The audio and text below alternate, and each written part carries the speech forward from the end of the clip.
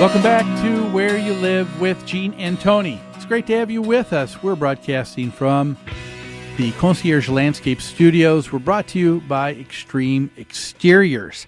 We're going to have to put off on hold one more segment here, our conversation with the town manager of Emerald Isle, and who is going to talk to us about in close to Jacksonville, North Carolina, where in a homeowner association, folks are deer hunting, and with the blessing of the board and even the township, too. We'll talk about that in just a little bit.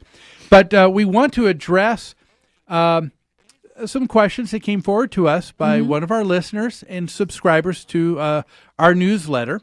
And folks, again, if you have something you want us to address for you on the show, we've got a great way of you doing that. That's right. Call our hotline, 952-224-2668, 24/7. Leave us a message, and we will talk about it. Yeah, so what we'll do is we'll contact you during the week and get it set up to actually have that conversation either with you, or if you are a little bit shy to the microphone, right. we will be happy to address it on the next week's show. We'd love to have you on the program. So yeah. And so here is what a listener asked us to address. They were concerned about two issues here, Toni. The first is a decision or a rule made by their board of directors, and this is over the idea of a move-in, move-out fee. Okay, this is a condominium association.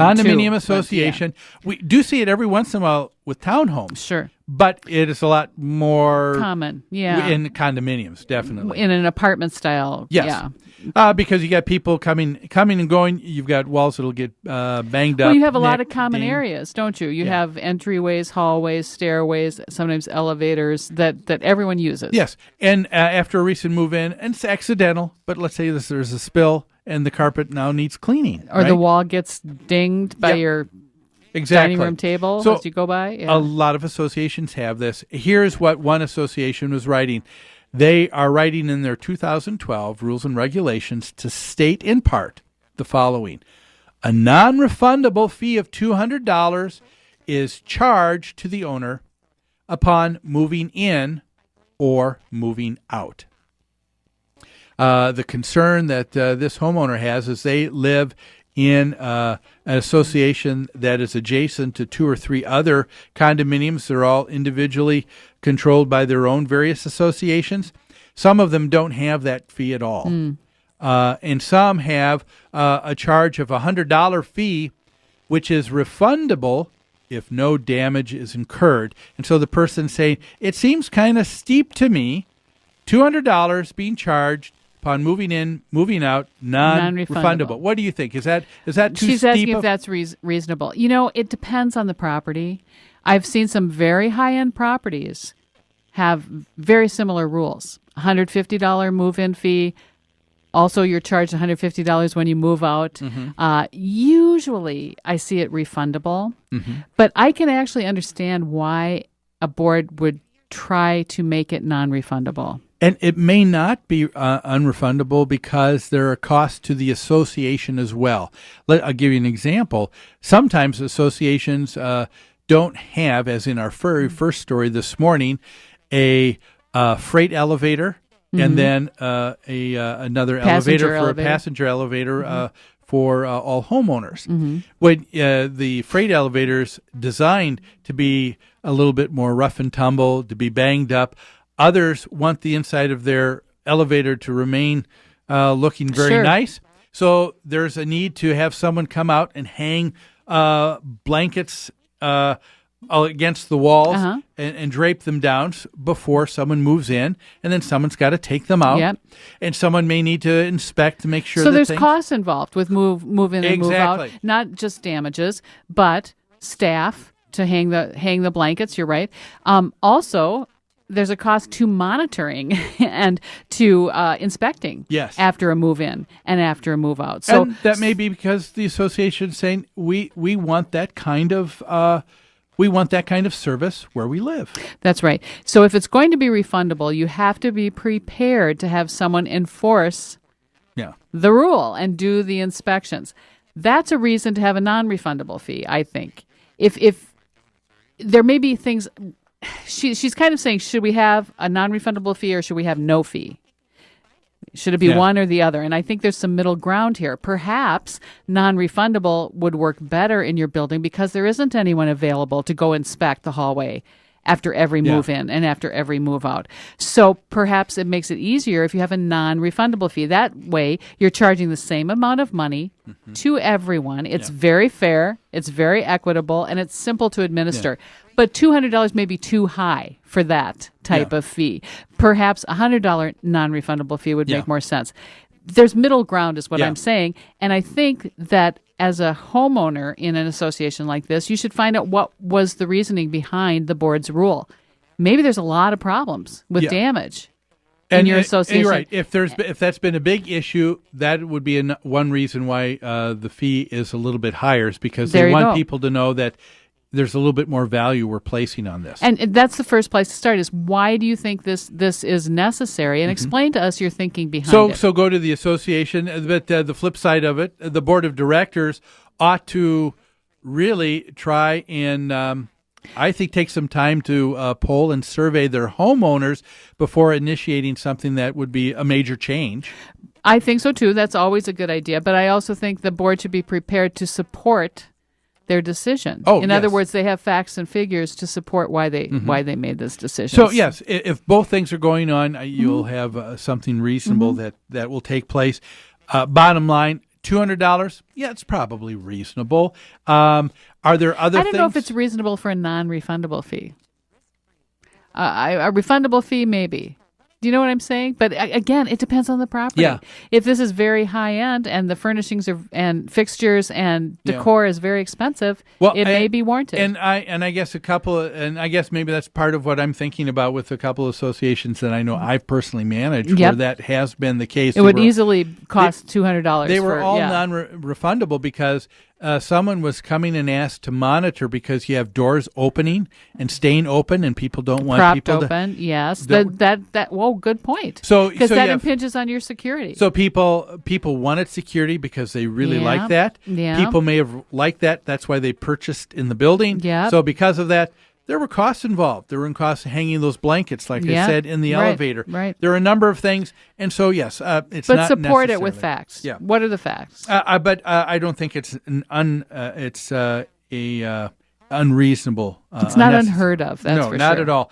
The other issue, I think the bigger issue here, Toni, that someone wanted us to address, and that is, what if we don't like this? This person who came to us with this idea said, what can we do? Could I put together a petition asking for this to be removed? Is that a good idea? Okay. What do you think, Gene? I think that's an excellent idea. Okay.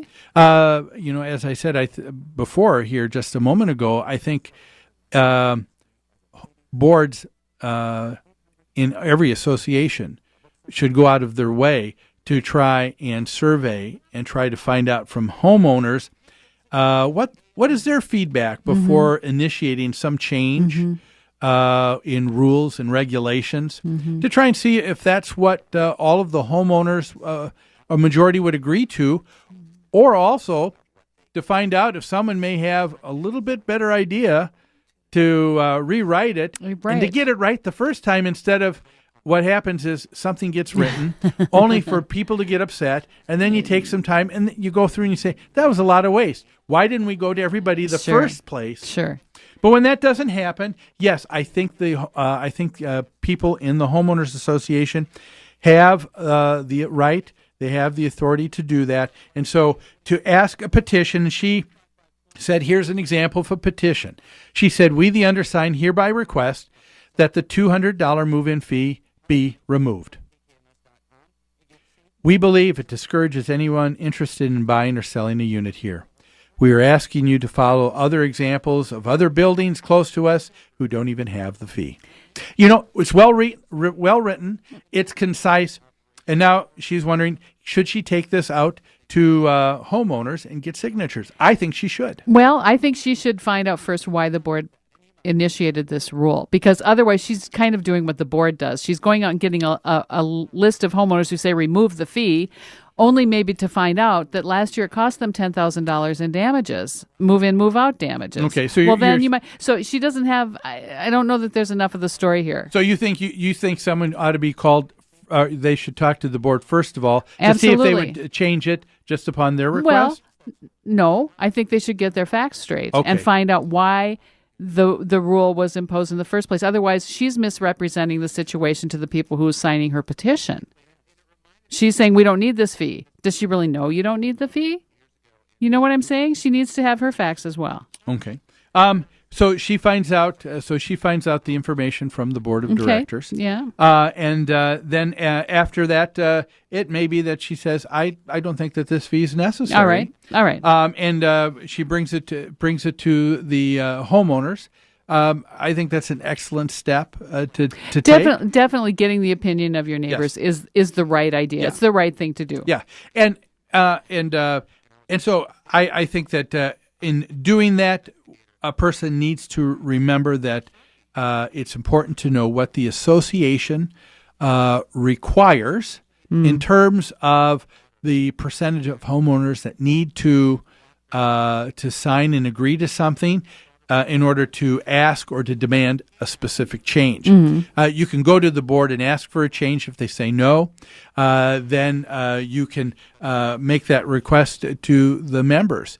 And in most governing documents in the state statute, there will be some provision that will say that you get X percentage of homeowners signed. That would allow you to have a special meeting for the purpose of discussing and deciding on what takes place. And the reason you go through that is that if you go ahead and have that special meeting, have the homeowners there, and a majority of the homeowners decide differently than the board, then you can force the change. You can force the change. Yep. And as a matter of fact, that's why I guess I wouldn't necessarily say it's probably a little bit better. I agree in terms of probably a little bit more expedient to go to the board first. But if the person didn't and went and got the petition and asked for a special meeting, I think that's a great process, because if people come together and then both sides present their case, the board says, here's why we think we need to do it,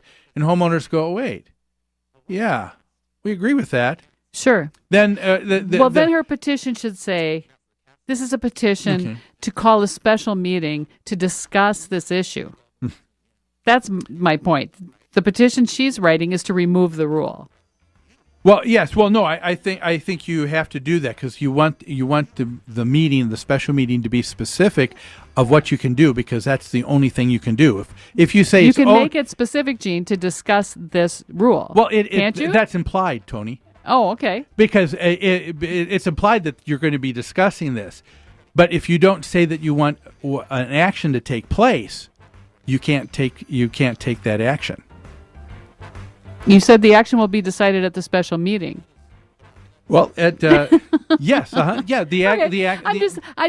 I would hate to see someone go through all the effort of saying remove this rule, and then go to a meeting where everyone says we don't want the rule removed. Do you know what I'm saying? Well, I guess I would disagree. I'm finding you particularly feisty here today. I'm so sorry. But I do think I think it's a good idea to get your neighbors' opinions. I think it's a great idea to call a special meeting and to get feedback from all of the members. And I do think we're way overdue for a break. So let's kidding. Let's do that right now. We're going to take a quick break. When we come back, we may discuss this another moment, but we're going to be talking about deer hunting in your HOA. Safer subject, probably. That's right.